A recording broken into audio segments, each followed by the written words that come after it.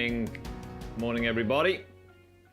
Give me a bit of a thumbs up in the chat if the sound is coming through. Looks like it is, so we're all good there. Hey, good morning, Alison. As always, good to see you, mate.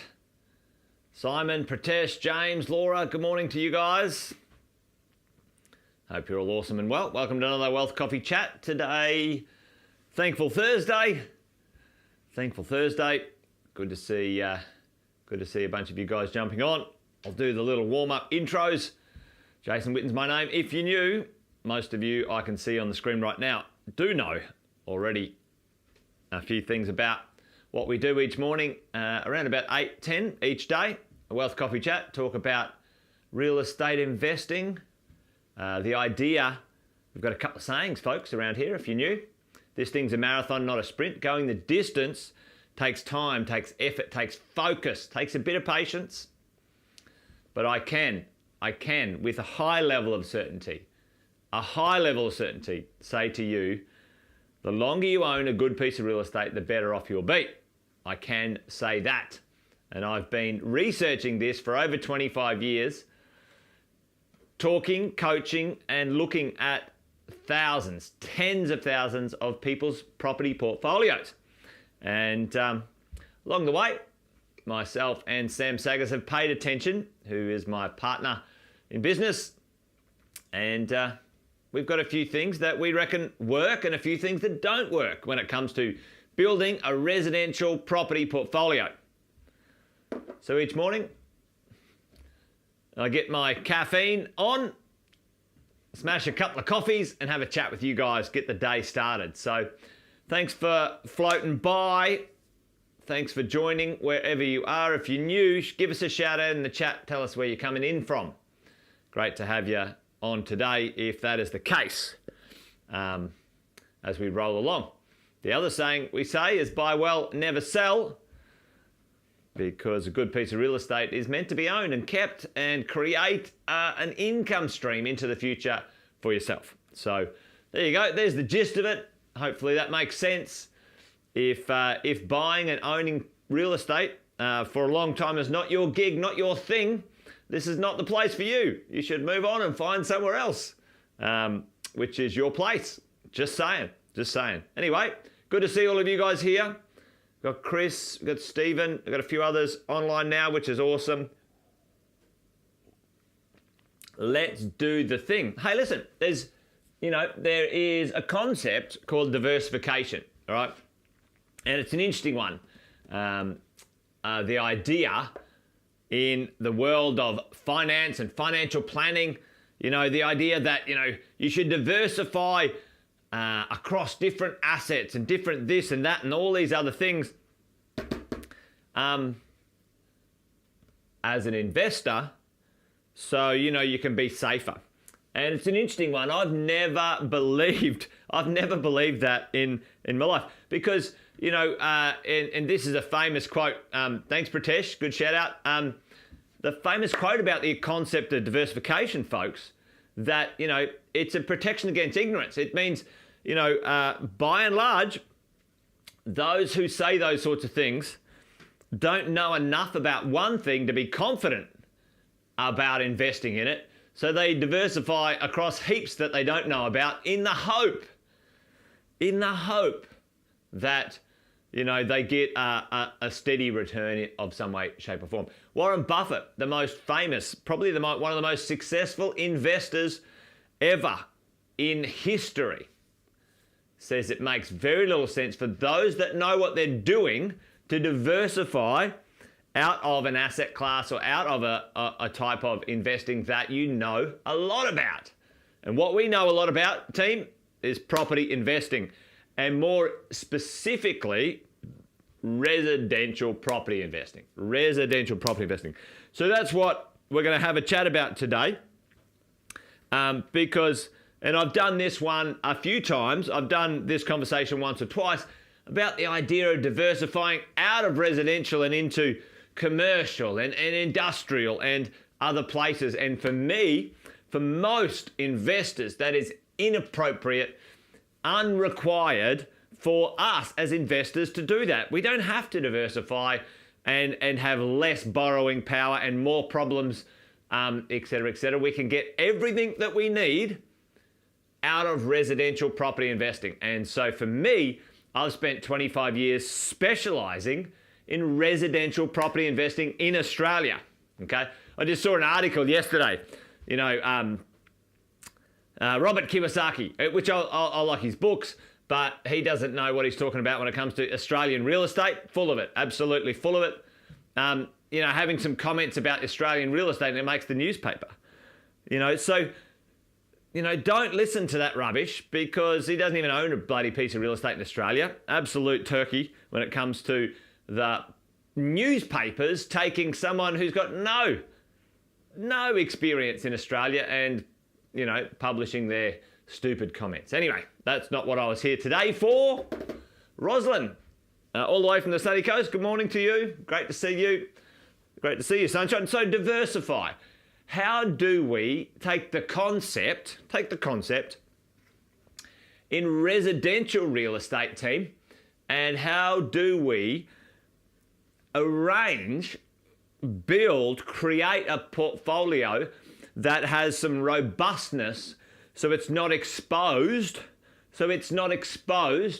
to too much concentration risk with our wealth. All right. So there's three parts to the idea of we're staying in residential real estate in Australia. How do we minimize our risk of owning a significant property portfolio? There's three ways. So put it in the chat if you think you know what they are. Number 1, number 2, and number 3. An L, a P. What's that thing going around at the moment? Wordle. This is our Wordle. This is the morning Wordle. This is the coffee chat Wordle. See if you can fill the gaps in. Chuck it in the chat for me right now. What do you think? Number 1, number 2, number 3. Chris O's on it. Right, buying different states. Right, number 1, location. The location of your real estate, okay? And we're going to talk about that, yep. Boom, Laura, the different types, property types. Perfect, excellent, good work. Interest only, Alison, interesting, yeah, okay. Location, property type, and this is income profile. Income profile, okay? How do we diversify? And they're all sort of, woven in, but if we bust it open and have a look at, if we have different locations, different property types, and different income profiles when it comes to the properties we own, our ability to have less exposure to one piece of risk is minimized, which is good, which is smart, okay? And that's the idea. That's what we want to do. Chris O's on it. Different types of properties, apartments, townhouses, etc. Absolutely fantastic. I love it. Hey, good morning, Danny. Good to see you, mate. So let's quickly talk about this. Let's go through these. You guys were talking about these in detail. So location. How do we diversify in location? You guys have seen this one before, where I draw a very terrible Australia. It looks like a tooth. And Chris O's talking about that right now. In location, we can go big, we can zoom out, and we can go, all right, well, let's buy one there and one there and one there and one there and one there. And we're diversified economically, politically, diversified economically, politically, government-wise, different market cycles. So different states have different... Thanks, Alison. I've been I've been practicing my Australia drawing, all right? And we've got, management of some land tax. Now, Queensland's being cheeky, very cheeky, and trying to bundle everyone's ownership across Australia and now calculate their land tax on that. It hasn't gone through yet, folks, but they're trying. So we have big picture. Zoom out zoom out as boom. And boom, whoever the Facebook user is, different proximities. So we're going to zoom in. We're going to zoom in. Right, so let's zoom in. And let's zoom into, I'll just do it. That's meant to be Queensland, by the way. That's terrible. Oh, I should have pre-drawn this, actually. There we go. All right, let me do this. We go there, we go up. Anyway, it's still terrible, but we've just pulled out Queensland. And so we're going, all right, this is rubbish. I'm going to redo this. All right, okay. Imagine that's Queensland. It's worse. I'm going to stop. Imagine that's Queensland. Imagine that's Queensland right now. Different proximities as we go. Like, so, okay, we're, a different state. Well, we're talking pretty well from the Gold Coast down here, Gold Coast, GC, all the way up really to Cairns, right? So, where is that, okay? And we've obviously got Brisbane, and we've got the Sunshine Coast, and you got Toowoomba. Probably this triangle here is the most powerful triangle in Queensland, right? So, but for me right now, for you guys, we got Brisbane. I'm going to go and do a drawing class. You did right, Pritesh. I was sitting down with my kids the other week and realised that my drawing capacity hasn't gone past my age of about 11, as you go. So we go from like big picture into state. What proximity are we looking for? All right, the proximity to the CBD or the city. Are we looking for the proximity of lifestyle maybe, which is beaches and whatever it might be? So this is this proximity conversation. And then we even get down further, which is now the proximity of profit. That model that I teach, if this is the CBD, and you're looking to be close to that, what is the distance when it comes to now hospitals, universities, places of work, transport, airports, etc., etc. So this is the location diversification, the 20-minute neighbourhood, Chris O. Yeah, absolutely, mate. Yep. And Sam does a lot on that stuff, which I know a bunch of you guys listen to his podcast as well. So, okay, we get a big picture, diversify in the state, and boom, into the location, okay? Yep, live, work, play, absolutely, which is a good one. So, location, diversification, okay? We had property type, team, over there, which was the other. So we had property type. And so, often this is very straightforward. 2 or 3 residential styles of real estate, all right? You can get a unit, / apartment. You can get a townhouse. And you can get a house. Okay, 3 styles. I'm a big fan of the 3 times 3 equals 9. It is the 3 times 3 times 3. What is it? 3 threes? Yeah, it is 9, isn't it? Having a mental blank this morning. So I like the idea, if you're thinking of a very rough conversation when it comes to property type. So you go, number A. You go 3 different states with 3 different property types.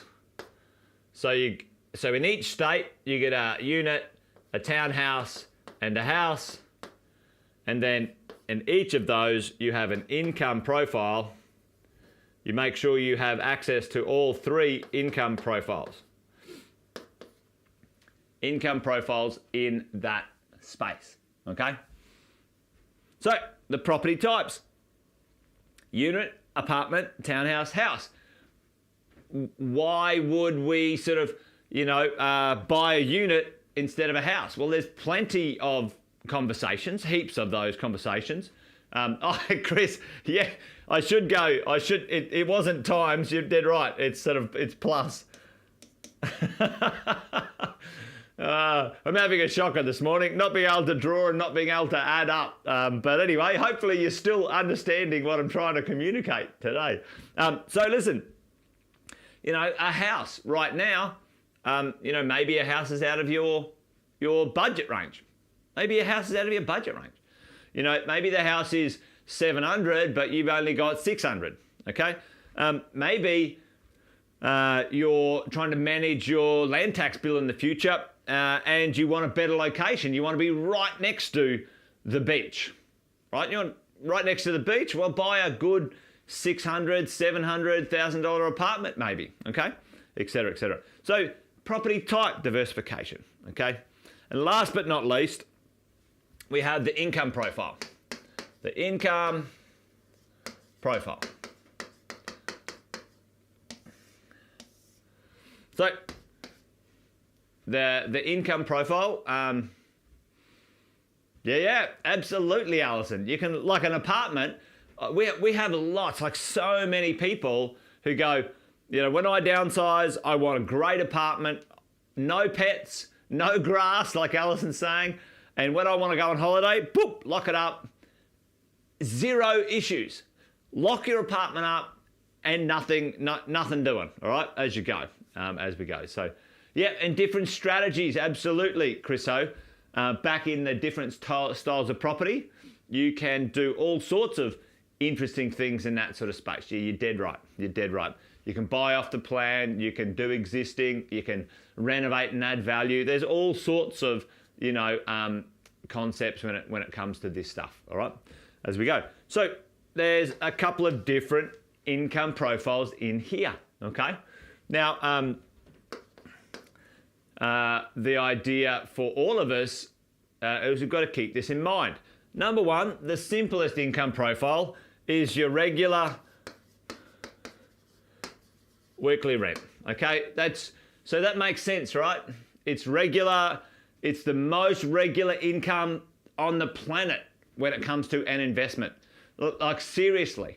Like, tell me, is there any more regular, more consistent, that's really bad English, but tell me, is there a investment that you can invest in that is more reliable than a residential piece of real estate for weekly income? Weekly rent, folks, team, amazing stuff, okay? As we go, the weekly income profile, okay? And every single property has that income profile, okay? Which is fine, okay? The second one is the short stay income profile, okay? Now the short stay stuff could be monthly, it could be 3 monthly, it could be 6 monthly, it could be Airbnb, 3 days at a time, okay?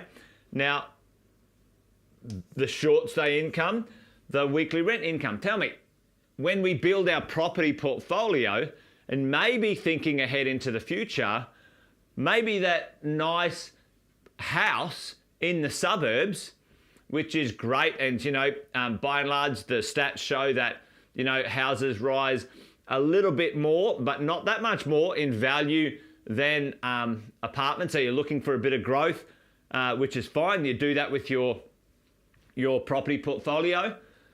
But that house has a very limited income profile. It's just going to be weekly rent pretty well forever. Everyone cool with that? Okay, everyone cool for that? So in short stay, and it can be furnished, it can be unfurnished, it could be Airbnb, it could be all sorts of stuff, okay? So everyone's getting that short stay, yeah? As we go. And the other income profile, and who said it there before?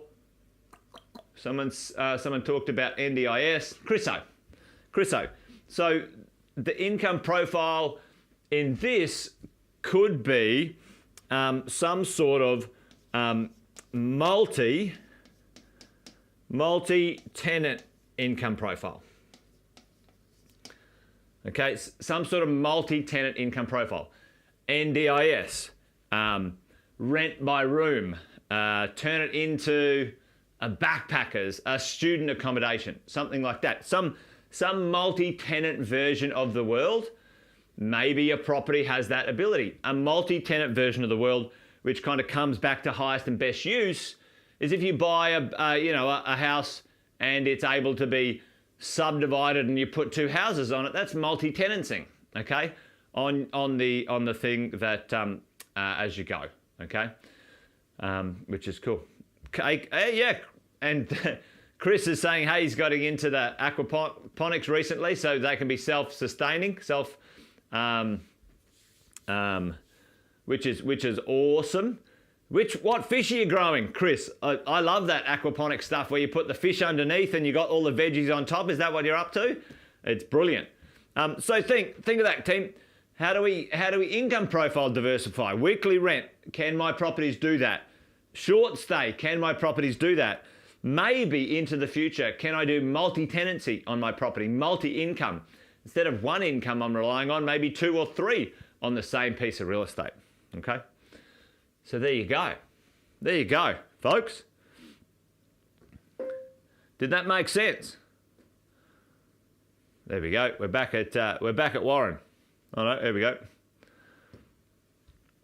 Did that make sense? Rainbow trout, nice. Love it, mate. Hey, so hopefully that made sense today. Give us a shout out in the chat if it landed for you and made sense, because as we are building our property portfolio, there's a few things. And remember, these income profiles don't have to be today. They can be, you can buy the property today for using, you can upgrade, you can up, clear as mud. It was the pictures, wasn't it, Chris O? Those income profiles can be upgraded later. You buy a regular property today, but you know later on, potentially when you're ready,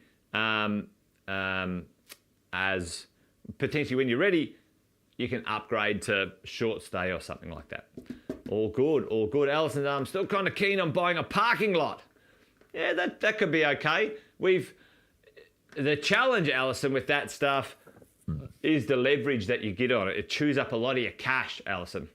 And the value of that is connected to its rent only. So, which is called a cap rate, a capitalization rate when it comes to commercial real estate, which is not a bad one. We could do a little bit of that on Coffee Chat one morning. All right, folks, that's it. I'm just rambling on now. Hopefully you guys are awesome. Hopefully that was of use this morning, other than the bad drawings. Hopefully it made sense. Hopefully it made sense. All right, that's it. You guys be good, be well. Join me tomorrow for another Wealth Coffee Chat on Friday, around about 8:10. Until then, you guys take care. Bye for now.